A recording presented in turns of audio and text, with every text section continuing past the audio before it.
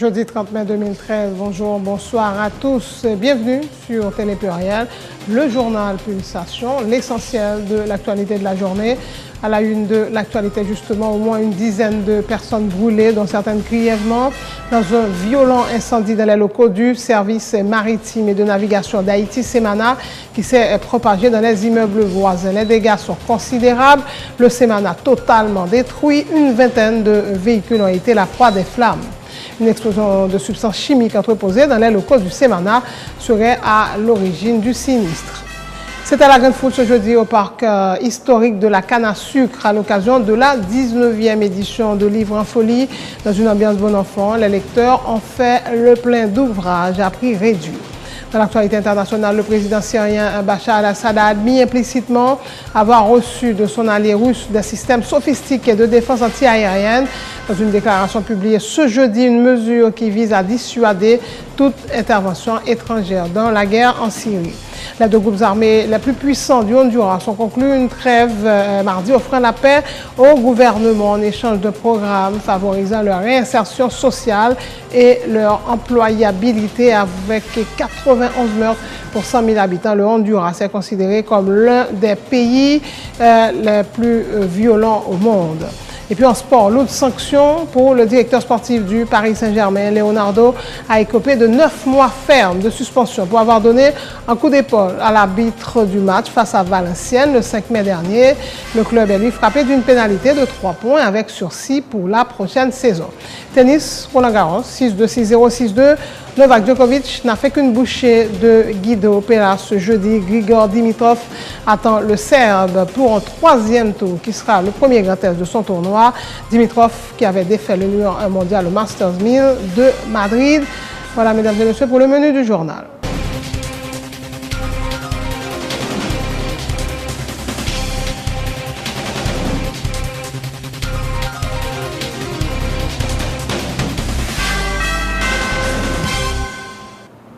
Donc, chef, bonjour, bonsoir. En couverture de ce journal, au moins une dizaine de personnes brûlées, dont certaines grièvement dans un violent incendie dans les locaux du Semana qui s'est propagé dans les immeubles voisins. Les dégâts sont considérables.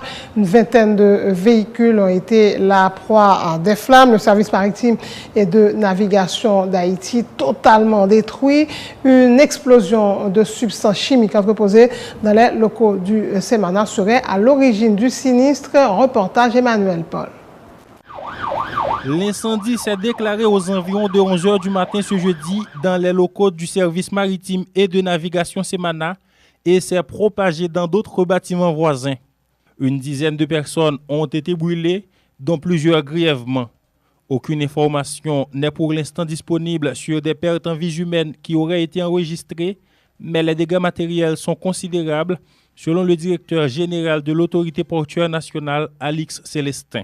Nous ne pouvons pas déplorer une perte en vie humaine, mais nous avons une perte matérielle qui est énorme. Et il y a un pile brûlé. Okay? Donc, il y a pris soin de l'hôpital. Et pour qu'on y ait un APC, pour nous circonscrire du feu, circonscrire le sinistre. Et puis, nous allons faire en sorte que nous fassions une enquête dans la zone pour voir si pas gagner l'autre dépôt qui a le même type de substance explosive. Selon les premiers éléments d'information disponibles, ce sinistre serait dû à l'explosion de substances chimiques emmagasinées au bureau du Semana qui a été ravagé par les flammes. À midi, il y a une explosion qui est faite en face là. Il semble que c'est la première information. Nous connaissons que c'est un dépôt qui dirait Clorox. C'est lui-même qui sautait et il a occasionné l'explosion, occasionné du feu, la capitainerie avec l'autre bâtiment qui est autour du foyer du feu. Il y a un dépôt qui a un engrais là-dedans et qui a stocké Clorox. Il semblerait, la première information que nous avons, du feu qui est sorti de l'extérieur, qui a chauffé engrais qui a une nitrate d'ammonium là-dedans et qui a explosé dans le bombe. Et vous regardez dans la cour à tout, comme par constatation générale, c'est comme si son bail qui éclaté.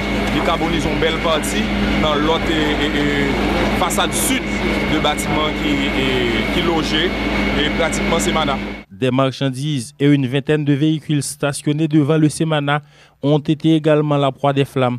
Il s'agit du 4e incendie en moins d'une année, selon ce propriétaire de magasin dont le bâtiment n'a pas été touché. Dans moins qu'une année, ça fait 4 divers. Là où on dit nous sont des Clorox qui sont là, nous ne pouvons pas connaître des Clorox. Est-ce que vous comprenez? Mais ils disent nous sommes un bar Clorox qui est éclaté, qui fait du PA. Le business n'est directement pas affecté par du PA, mais clients qui vendent marchandises crédit, camions, marchandises d'ailleurs, brûlés à toutes marchandises. Ça veut dire que le déficit fait quand même. Et il y a plus qu'une vingtaine de machines qui brûlent là. Toute machine que nous-mêmes, propriétaires business, au paquet de là, événements, et puis tout brûlé. Arrivés sur les lieux très rapidement, les sapeurs-pompiers ont eu beaucoup de mal à circonscrire le feu. Plus de 3 heures après, l'incendie se propageait au bureau du Semana et ses environs. Une situation qui a paralysé la circulation au boulevard Truman, alors que des individus s'adonnaient à des scènes de pillage en dépit de la présence policière. Et voilà, donc pour la situation au centre-ville avec ce sinistre ce jeudi, des images de Reynald Riol. L'autre point de l'actualité, le Premier ministre Laurent Lamotte dresse un bilan positif de son voyage au Brésil la semaine dernière en compagnie de membres de son gouvernement et de directeurs d'organes déconcentrés. Le chef du gouvernement affirme avoir signé 3 accords de coopération avec les autorités brésiliennes portant notamment sur la sécurité et l'économie. Il s'est entretenu avec le haut état-major de l'armée brésilienne. Les discussions ont porté sur un retrait graduel des casques bleus brésiliens de la MINUSTAH et du renforcement de la PNH. La question migratoire était également à l'ordre du jour, rapporte Laurent Lamotte, annonçant un assouplissement des procédures d'obtention de visas brésiliens en Haïti en vue, a-t-il dit, d'encourager la migration régulière. Objectif, là, j'aime dire là, c'était pour renforcer la coopération. Donc, visite là faite du 20 au 26. Nous commençons le Brasilia, nous suivons Sao Paulo, et puis nous finissons Rio. Donc, visite Brasilia, c'était coopération politique là, politique économique au niveau du gouvernement.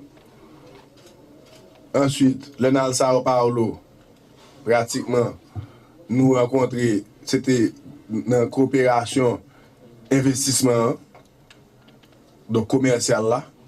Ensuite, Rio, n'allait dans le côté social là.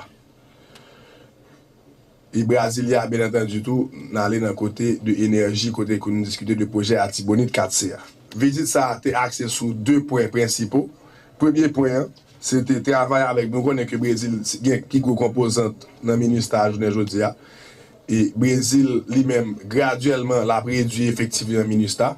Donc, une première, c'était discuter nos calendriers, travailler avec eux et nous dire que mesure qu'il y a réduit effectivement le ministère, eh bien, il faut que aider nous renforcer la capacité de la police nationale d'Haïti. Nous discutons tout dans la rencontre ça, de questions migratoires. Donc, nous discutons de points ça pour que nous travaillions ensemble pour nous décourager l'immigration illégale là et pour nous encourager l'immigration légale là. Je profite de rappeler que visite ça, nous signons 3 accords de coopération avec le pays Brésil. Premier accord là, c'est un accord de coopération de la police nationale avec la police de la pacification brésilienne, c'est l'unité les UPPA, surtout dans le quartier précaire. Ça c'est un. 2, nous signons un accord de protection des investissements entre le CFI et l'APEX au Brésil. 3e accord là, nous signons un contrat de formation pour les diplomates haïtiens pour la formation dans le pays Brésil. Le directeur du Fonds d'assistance économique et sociale, Klaus Seberwein, qui faisait partie de la délégation, informe avoir profité de ce voyage pour faire des échanges avec les autorités brésiliennes sur les programmes sociaux de ce pays, soulignant que le gouvernement haïtien s'est inspiré grandement du modèle brésilien dans le cadre de la mise en place de ces différents programmes d'assistance sociale. Klaus Seberwein annonce qu'une enquête est en cours en vue de mieux orienter les programmes sociaux vers les plus défavorisés.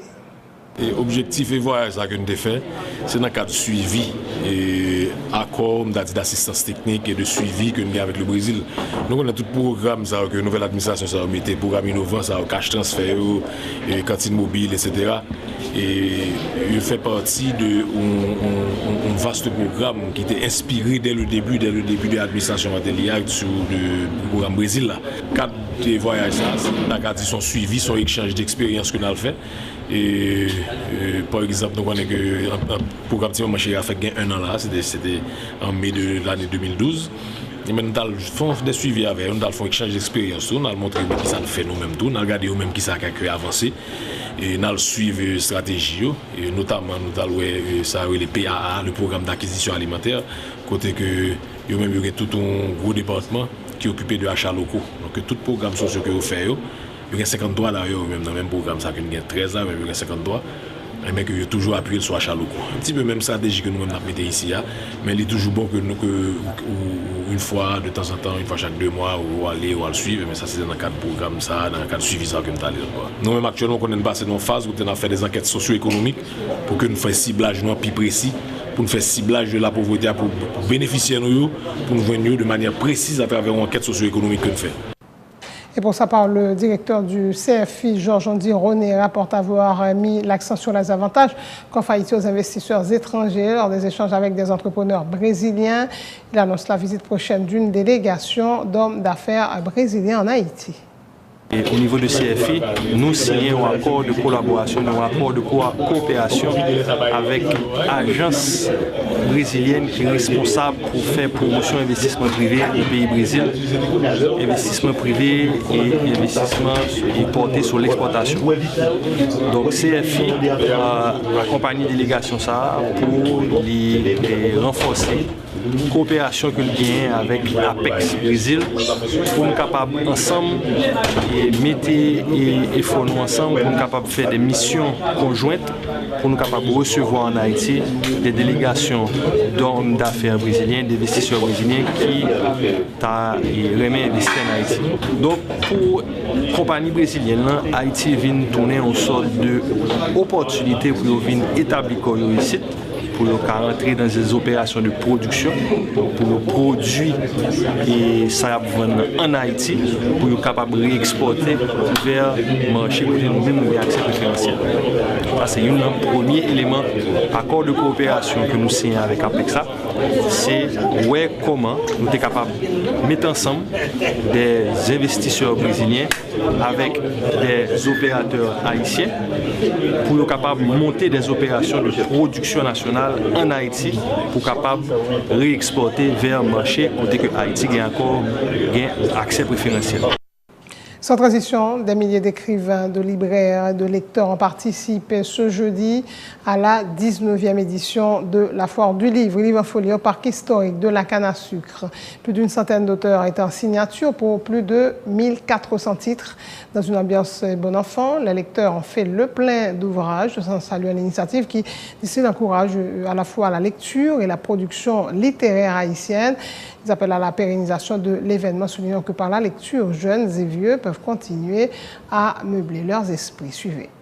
Moi, je suis bien content là et je constate que événement culturel, c'est un événement culturel qui est une occasion pour appeler le monde rencontrer, pour manifester toute envie au gagner et toute nous avons dit toute découverte qu'ils ont envie de faire. Nous sommes habitués parce que son événement, moi c'est professeur, nous toujours encourager mon lit parce qu'à travers la lecture, comme ça dit, on peut découvrir un pile de bagaille. Et chaque fois où on prend 100 fois pour l'écrire un bagaille, son bagaille important lié. Et dans le temps, on a fait papyrus, mais chaque fois on est dans une situation où on va écrire. Donc il fallait laisser tout ça à la postérité. C'était une façon de transmettre les connaissances. Il y a l'importance moins parce que c'est apport avec contribution dans la production littéraire en Haïti. Donc c'est encourager les auteurs haïtiens pour avoir vraiment une production littéraire qui enrichissante, qui est capable de jeunes pour apprendre à lire et apprendre à réfléchir. En tant que professeur de carrière, nous encourageons tous les jeunes pour acheter des livres et puis lire Parce que la lecture a un rôle prépondérant que le jouer dans la formation et dans l'éducation de tout le monde. Donc, à mon sens, il doit pérenniser non seulement chaque année, mais on va avec chaque trimestre l'année pour encourager les jeunes à la lecture. Livre en folie a cette plus grande possibilité au bas nous, n'est-ce pas vrai, pour nous présenter idées nous, toute idée nous pour le changement d'un pays que nous-mêmes nous fait partie. Donc ça dit que je pense que Mounsao mérite un gros coup de chapeau qui te venu avec une idée comme ça. Et nous avons fait déjà de grandes choses, là nous avons pris indépendance nous, en bas dans même blanc français. Mais c'est dit si nous unissons, si nous groupons nous tous bon vrai, nous pouvons contribuer à une nouvelle société en Haïti. Voilà, de nombreuses personnalités avaient fait le déplacement au parc historique de la canne à sucre pour la foire du livre ce jeudi. Parlementaires, dirigeants politiques, diplomates notamment. Ils ont été repérés par les caméras de Télé Pluriel. Suivez ce reportage de Emmanuel Paul. Jeudi 30 mai 2013, il est 9h. Déjà des centaines de personnes sont massées devant le parc historique de la canne à sucre pour la 19e édition de Livre en folie. Encore plus de gens à l'intérieur, dont des responsables politiques, les présidents des deux branches du Parlement qui ont salué cette initiative. Bon, c'est un événement littéraire, culturel, très important. Moi, je fréquente toujours chaque année cet événement et moi, j'encourage les jeunes à venir à acheter des ouvrages. Surtout de nos jours, les jeunes sont beaucoup plus des supports électroniques. Donc moi, je les encourage à lire. C'est très important de lire. Moi, je crois que l'année, ça a pile de nouveautés. L'année prochaine, c'est sûr qu'il y a bien plus de nouveautés. Et moi, je crois que l'activité Livre en folie, c'est un plus. C'est un plus et qui est capable de dire, qui est capable de comparer avec le salon du livre en France ou au Canada. C'est un gros bagage qui a passé là et je pense que c'est une pile d'importance. Le président de la Chambre des députés est accompagné de sa famille. Jean-Tolbert Alexis veut donner le goût de la lecture à ses enfants. Mon jeune fils, je veux qu'ils apprennent justement, ils lisent toutes sortes d'ouvrages, la Bible, toutes sortes d'ouvrages, mais sont occasion justement pour renouer avec... C'est initié au livre. Exactement, et puis son journée familiale, donc tu viens avec ta famille et puis c'est relax.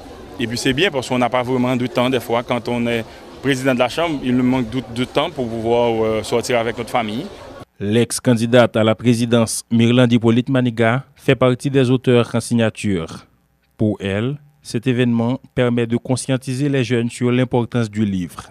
Je ne vais pas dire que ça fait 19e fois que je participé, mais c'est peut-être 15e fois que je participé. Je connais 2 fois dans le passé, je ne suis pas là. Sinon, son rendez-vous que je ne vais jamais rater. Parce que faut que nous s'allier, livre en folie.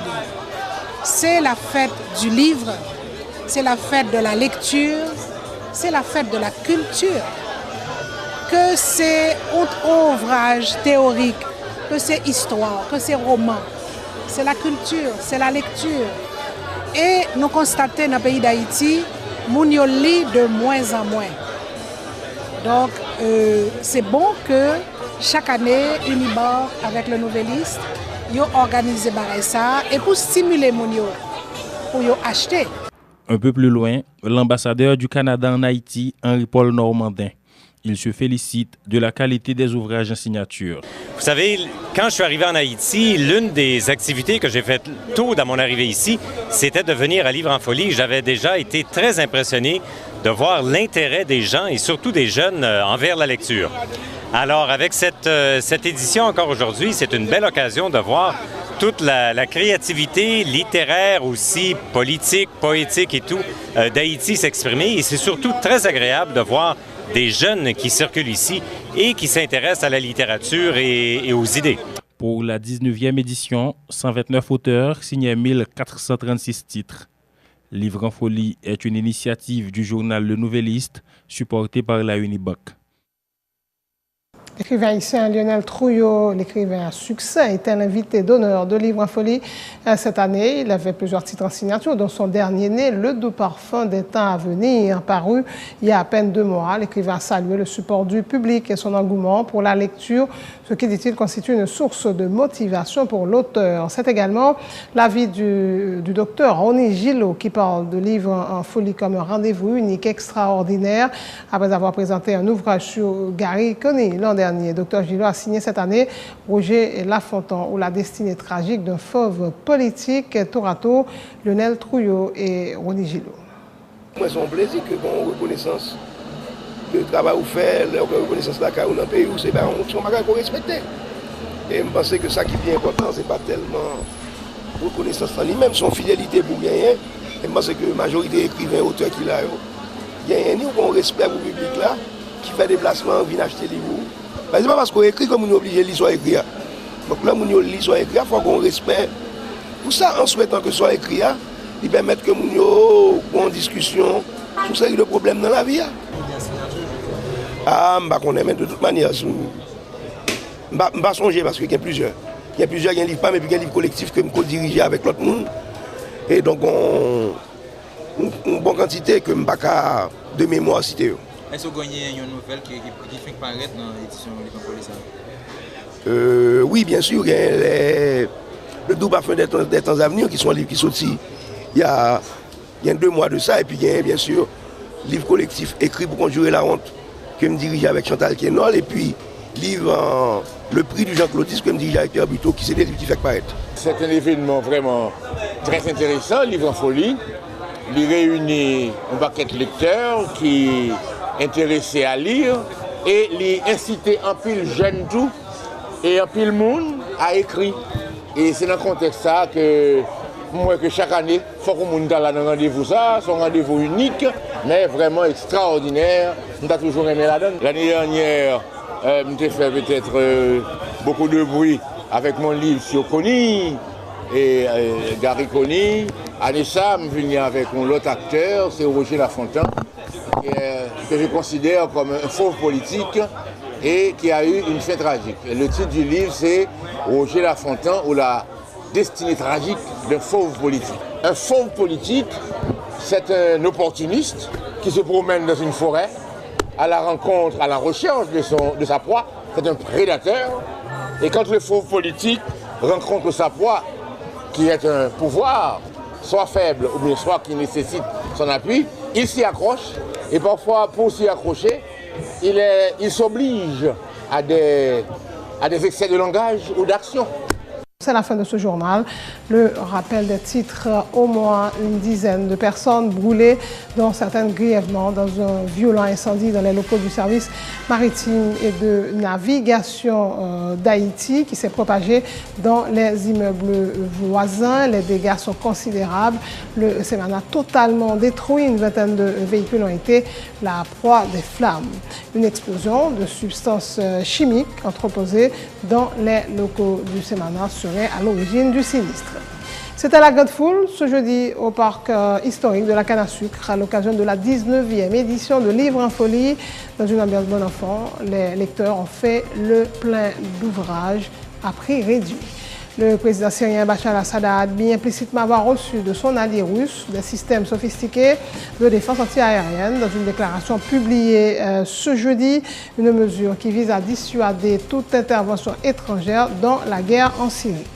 Les 2 groupes armés les plus puissants du Honduras ont conclu une trêve mardi offrant la paix au gouvernement en échange d'un programme favorisant toute réinsertion sociale et leur employabilité. Avec 91 meurtres pour 100 000 habitants, le Honduras est considéré comme l'un des plus violents pays du monde. Et puis en sport, lourde de sanctions pour le directeur sportif du Paris Saint-Germain. Leonardo a écopé de 9 mois fermes de suspension pour avoir donné un coup d'épaule à l'arbitre du match face à Valenciennes. C'était le 5 mai dernier. Le PSG est lui frappé d'une pénalité de 3 points avec sursis pour la prochaine saison. Tennis, Roland Garros, 6-2, 6-0, 6-2. Novak Djokovic n'a fait qu'une bouchée de Guido Pella. Grigor Dimitrov attend le Serbe pour un 3e tour qui sera le premier grand test de son tournoi. Dimitrov qui avait défait le numéro 1 mondial, le Masters 1000 de Madrid. Merci de votre fidélité, merci de votre attention. Bonne suite de programme sur Télé Pluriel.